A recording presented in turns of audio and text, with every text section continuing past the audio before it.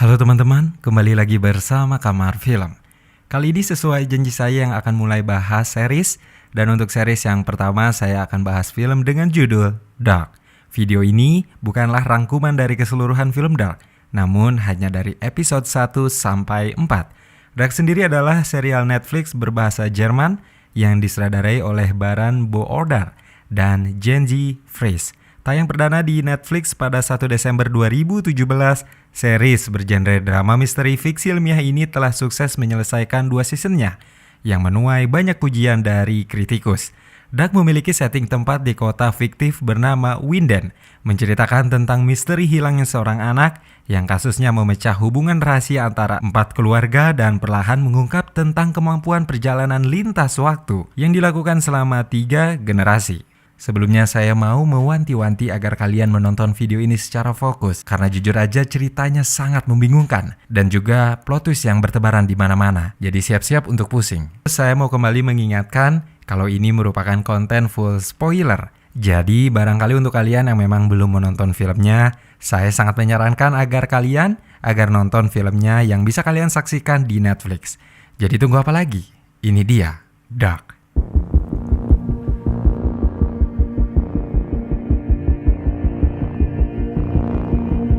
Film ini dibuka dengan memperlihatkan seseorang bernama Michael Kahnwald, seorang seniman yang memutuskan untuk bunuh diri pada 21 Juni 2019 dan meninggalkan putranya bernama Jonas Kahnwald. Sebelum memutuskan gantung diri di ruang kerjanya, Michael telah lebih dulu menulis surat yang ia wasiatkan untuk dibuka pada 4 November, jam 10:13 malam hari. Semenjak kematian Michael, putranya Jonas mengalami trauma berkepanjangan yang membuatnya harus berusaha keras memulihkan luka batinnya dengan terapi psikologis selama berbulan-bulan. Jonas bahkan harus meninggalkan sekolahnya sementara waktu selama proses pemulihan itu. Di saat yang sama, kota tempat Jonas tinggal, Winden, sedang dihebohkan dengan hilangnya seorang remaja bernama Erik Obendorf secara misterius.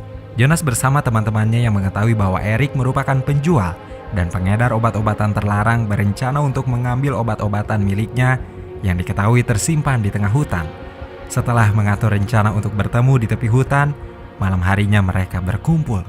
Jonas pergi bersama Bartosz, Magnus, Michael, dan Martha menyusuri hutan hingga sampai di depan sebuah gua, tempat di mana Erik biasa menyimpan barang-barang miliknya. Di saat yang sama, nenek Jonas membuka surat yang ditinggalkan oleh Michael sebelum meninggal. Magnus sangat yakin bahwa Erik menyimpan barang terlarang di sofa, tetapi ternyata barang itu tidak lagi berada di sana. Franziska mengambilnya lebih dulu dan meminta imbalan. Tepat ketika Magnus dan Franziska bertengkar, terdengar suara benturan logam yang sangat keras dari dalam gua dan mereka menyadari bahwa ada orang lain di wilayah tersebut.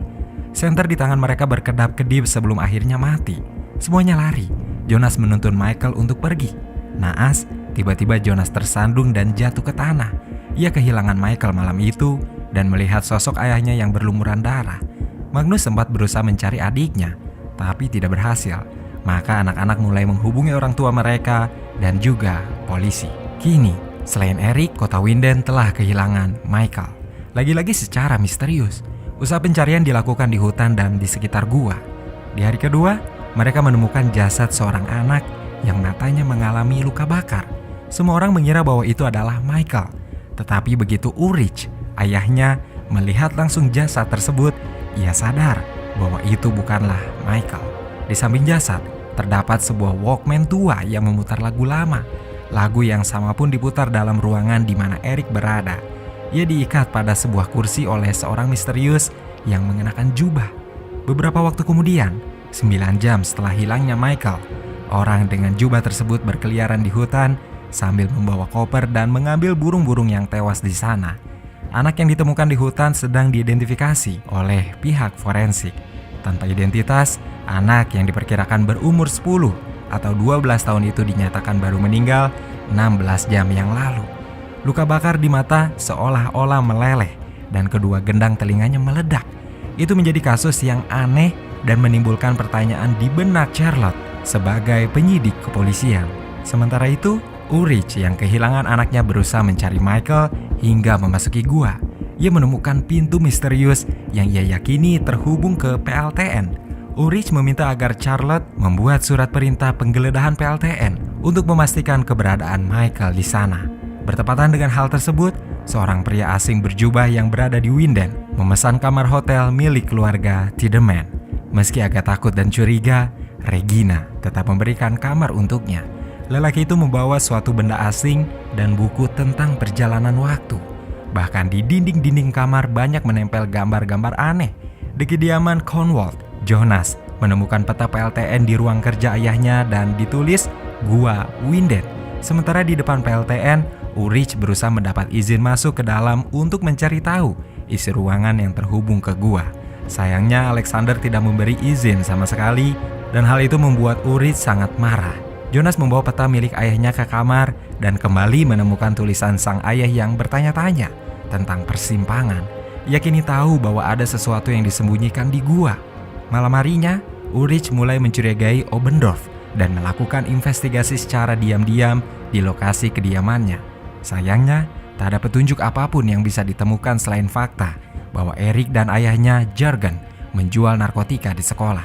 Di hutan, seseorang dengan jubah sedang menarik mayat Erik dan tidak jauh dari sana, beberapa petugas PLTN memasukkan sebuah bangku ke dalam truk kontainer. Ulrich tidak mengetahui hal itu. Ia sudah pulang ke rumah karena kelelahan mencari informasi seharian. Tiba-tiba, setelah terdengar suara bising dari dalam gua, sesuatu yang aneh terjadi. Lampu di seluruh kota Winden berkedap-kedip dan burung-burung tewas secara misterius. Michael pun mendadak muncul dari dalam gua. Ia berlari mencari jalan keluar dan kembali ke rumahnya yang terlihat asing. Motor dan mobil tua terparkir, sedangkan ayahnya masih terlihat sangat muda. Michael bingung dan masih belum mengerti bahwa dirinya kini berada di masa lalu. Tepatnya pada 5 November 1986. Michael tetap berusaha masuk ke dalam rumah dan menemukan neneknya yang sedang menatap kosong ke arah TV. Itu baru beberapa hari semenjak Mads menghilang. Michael melihat bagaimana masa lalu terjadi dan bertemu dengan ibunya yang masih muda di sekolah. Hingga akhirnya Michael pergi ke kantor polisi dan baru menyadari bahwa ia benar-benar kembali ke masa lalu. Ines Conwald, seorang perawat, menemui Michael di kantor dan membawanya ke rumah sakit untuk diobati luka-lukanya. Banyak kejadian aneh yang terjadi saat itu. Puluhan domba dan burung mati secara misterius, tidak terungkap penyebabnya. Sementara PLTN yang kini dikuasai oleh Claudia, putri keluarga Tiedemann, mulai ditemukan kejanggalan. Claudia berusaha mencari tahu apa yang terjadi sebenarnya di dalam perusahaan itu. Michael yang tidak mengerti harus berbuat apa dan akan tinggal dimanapun akhirnya mengakui pada Ines bahwa ia datang dari masa depan. Michael kabur dari rumah sakit dan kembali ke gua, berharap bisa menemukan jalan kembali ke masa depan. Saat ia menelusuri jalan, tiba-tiba Michael terperosok dan kakinya terluka. Di waktu yang sama, Ulrich sedang berada di gua dan berusaha membuka pintu yang terkunci. Ia berteriak meminta tolong dan anehnya suara Michael terdengar oleh Ulrich, seolah-olah waktu dan ruang mereka saat itu terhubung. Mereka berada di tempat yang sama. Sayangnya ada yang memisahkan mereka. Di ruangan lain, seorang ilmuwan sedang merancang sebuah mesin waktu. Lalu kembali ke masa sekarang, Jonas berusaha mencari tahu tentang peta yang dimiliki ayahnya. Peter pun melakukan hal yang sama. Ia menemui ayahnya, Helge, yang menjadi pasien rumah sakit jiwa dan terus meracau bahwa ia harus menghentikan sesuatu. Peter menyadari bahwa Helge menyimpan rahasia terkait pekerjaannya di masa lalu sebagai petugas PLTN. Jonas kembali ke gua dan mengikuti peta di tangannya. Tanpa disadari, seseorang dengan jubah mengawasinya dari kejauhan. Charlotte masih tidak berhenti menyelidiki kasus-kasus aneh di Winden. Ia berusaha memecahkan kejadian ini yang dirasa terjadi berulang. Sedangkan Peter berbekal peta ayahnya mulai menelusuri gua tanpa sepengetahuan ibunya.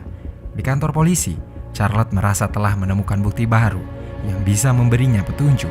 Ia melacak plat mobil yang terlihat melintas di sekitar hutan saat kejadian Michael menghilang. Itu adalah mobil milik Peter, suaminya. Charlotte menghubungi Peter yang saat itu sedang membersihkan sisa tanah di dalam mobilnya, bertanya tentang keberadaannya saat itu.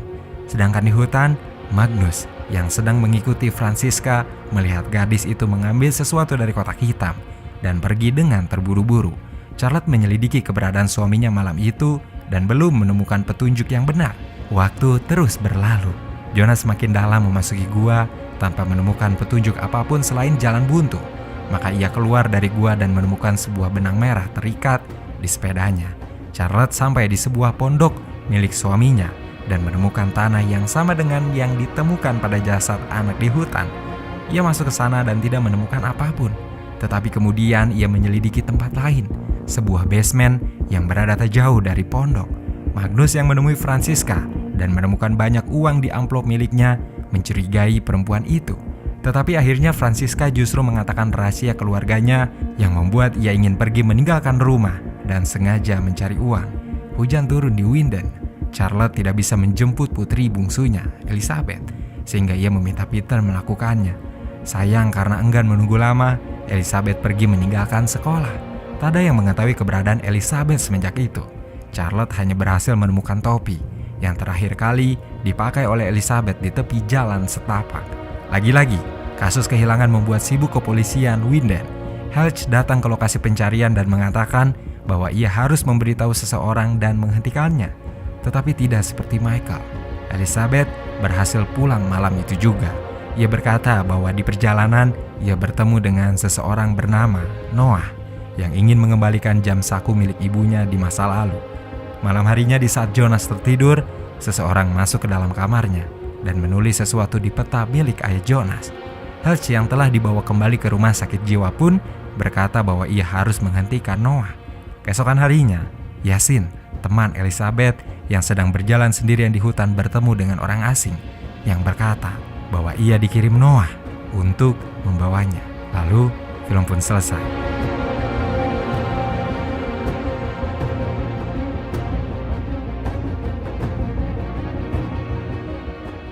Menghadirkan karakter-karakter dengan latar belakang yang cukup kuat dan kepribadian berbeda, Dark yang akan membingungkan karena memiliki begitu banyak tokoh sebenarnya masih cukup mudah dipahami berkat penggambaran karakter tersebut. Cerita berjalan dengan banyak misteri membingungkan dan plot twist yang bertebaran di mana-mana.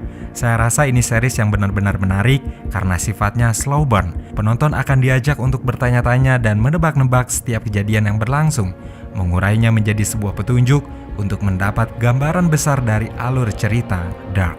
Penonton diberi tantangan dalam menghubungkan sederet peristiwa yang paralel dan menemukan korelasinya. Otak tidak akan berhenti bekerja selama menonton Dark, karena setiap episodenya menuntut penonton agar berpikir kritis. Sampai ketemu teman-teman di pembahasan Dark yang selanjutnya, di mana kita akan membahas episode 5 sampai selesai di season 1. Mudah-mudahan kalian suka.